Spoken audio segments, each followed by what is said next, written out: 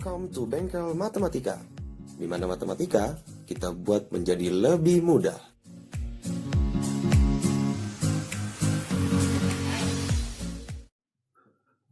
Ya, saat ini saya akan menjelaskan tentang dalil-dalil turunan fungsi aljabar. Nah, apa sih itu dalil? Dalil itu adalah sebuah aturan pada limit, di mana dalil-dalil itu nanti bisa memudahkan kita dalam pengerjaan limit nantinya. Nah, dalil dalam turunan fungsi itu ada 5 jenis. Nah, ini saya akan menjelaskan dalil yang pertama, di mana dalil pertama itu berbunyi jika K suatu bilangan konstanta, jadi K-nya adalah sebuah angka, dan fx sama dengan K, jadi fungsi fx-nya itu sama dengan sebuah angka atau konstanta untuk setiap x, maka turunan pertama dari x-nya itu pasti sama dengan 0. Jadi kalau fungsi fx-nya itu hanya angka, pasti turunan pertamanya itu pasti hasilnya 0.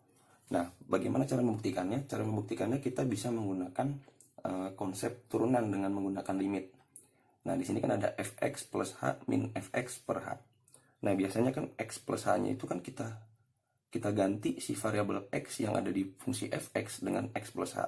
Nah, sedangkan di fx-nya ini tidak ada variabel x, sehingga si x plus h-nya tidak bisa kita substitusikan kemanapun, karena hanya sebuah angka. Nah, sehingga kalau misalnya kita mau cari fungsi fx plus h-nya, kalau kita substitusi karena variabelnya tidak ada, jadi tetap konstantanya saja kita tulis. Berarti kita tulis k untuk fx plus h-nya dikurang dengan fx. Nah, fx itu kan adalah ini fx sama dengan k. Nah, fx-nya apa? K. Berarti dikurang dengan k per h. Nah, kita tahu bahwa k dikurang dengan k itu pasti hasilnya adalah 0. Jadi limit h mendekati 0 itu 0 per h. Jadi 0 dibagi berapapun itu hasilnya pasti sama dengan 0. Nah, jadi kira-kira begitu cara pembuktiannya. Nah, untuk lebih jelasnya saya akan kasih contoh soal.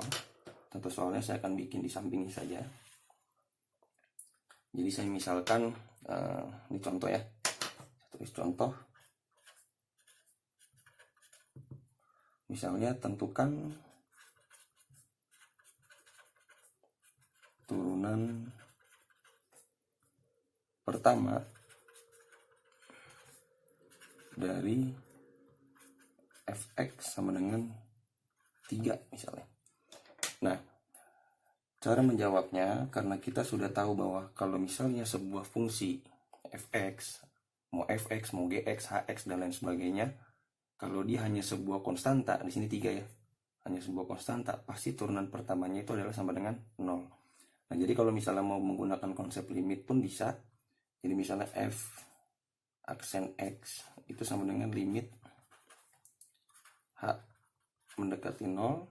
Di sini fx plus h min fx per h.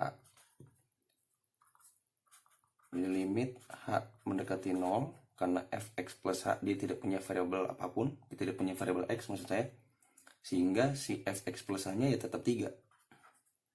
Dikurang dengan fx-nya adalah ya 3 juga per h.